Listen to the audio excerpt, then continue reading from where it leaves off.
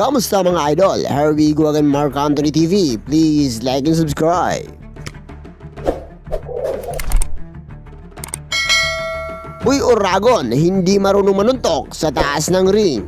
Kapansin-pansin mga idol na hindi marunong manuntok itong si Boy Uragon. Dahil sa laban ng dalawa mga idol ay tila hirap na hirap itong makipagsabayan sa ating idol na si Boy Ungas. Napakahusay na laban mga idol ang ipinakita ng dalawa. Tinalo nga ni Boy Ungas itong si Boy Uragon at muntika na nga itong man-knockdown. Subalit mga idol ay nakahawak ito sa ring at nahirapan ng huminga. Tunay ngang malupit ang ating pambato na si Boy Ungas sapagkat binanatan itong si Boy Uragon. Sa taas ng ring mga idol ay kapansin-pansin naman talaga na mataas itong si Boy Uragon. Kaya naman hirap itong si Boy Ungas na pumasok sa guard ni Boy Uragon dahil nga sa sobrang taas nito at malaki at sobrang haba ng mga galamay. Ngunit mga idol, humahanap lang ng timing itong si Boy Ungas na pumasok sa guard ni Boy Uragon para makatsamba at makakuha ng timing para pumasok at sumugod ng sumugod. Kaya naman sa pagkakataon nito mga idol ay binanatan na nga ng ating idol na si Boy Ungas ang kalaban na si Boy Uragon. Kaya tila parang ginisa sila sa sarili nilang mantika. Ang kayabangan ng mga Manila Boys Capital City ay hindi na umubra dahil dinurog itong si Boy Uragon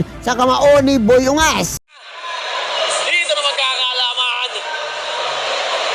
Dito na makikita ko talagang ang Manila City ang mananalo. Capital City Oh, Kita-kita natin ang height at reach advantage ni Boy Uragon. Pero tinamaan siya doon yanig ang panga niya doon. Pero tinamaan nga ni Boy Ungas, si Boy Uragon sa mukha. Hey, another one.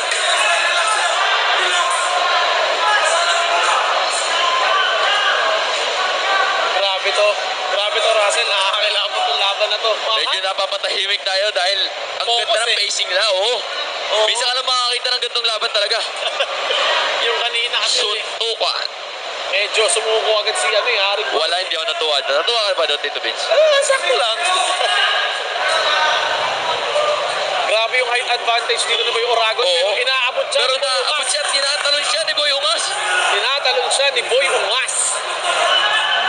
Wala pa tayo nakakita maganda patama mula kay Boy Uragon dito. Yes. Another point of Boy Ungas! Yanig ang panga ni Boy Uragon. Yanig. Grabe. Sinasalag lang niya yung mga binibitawang sa Boy Ungas. Another point of Boy Ungas! Grabe naman yun! Di po natin nakita sumusuntok na maganda si Boy Uragon pero lamang sana siya sa height, sa reach. Hey! Another combination by Boy Ungas! Another combination! Round 2! Grabe yan! Ramdam ni Boy Uragon! Binibilang na si Boy Uragon! Hindi na siya mamagsalita! Mataas at malaki ang katawan nitong si Boy Uragon at kapansin-pansin talaga na dihado ang ating pambato ng Kabisayaan. Ngunit hindi nagpapatinag ang ating idolo na si Boy Ungas at ipinaglalaban pa rin ang buong Kabisayaan laban sa Katagalogan. At pinatunayang hindi mahihina ang mga Bisaya. Samantala binilangan ng referee itong si Boy Uragon ng technical knockout dahil hindi na nito kinaya ang bagsik at lakas ni Boy Ungas. Halos hindi na ito makatayo mga idol at nakahawak na lang ito sa lubid ng ring. Hingal na hingal nga itong si Boy Uragon na tila bang nag-aagaw buhay. Sa dami ng suntok ng kanyang natamo mga idol ay nahilo nga itong si Boy Uragon. Walang panama ang laki ng katawan at tangkad kung hindi naman pala marunong manuntok.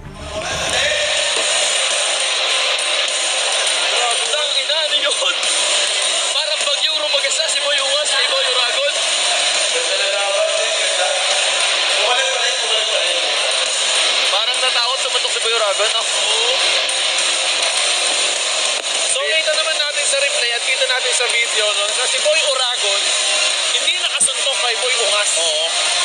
Eto, hindi na siya nag-attempt na tumayo ng diretso. Sunod-sunod yung tama sa panga at mukha na galing kay Boy Ungas. Grabe ang saya ng Team Visayas ngayon, men. Sobrang laki niya pero wala siya na ibagalan. Yan ang sinasabi ko, huwag mamaliitin ang mga taga-Visayas. Yan na. Para bumait na mukha niyo. Grabe, congratulations kay Boy Ungas ng Team Visayas. 3 straight wins! Parang bumait na mukha ni Boy Uragon. Kanina sabi ko para painting, hindi nagbabago mukha. Pero ngayon, kita natin, para mabait naman pala siya.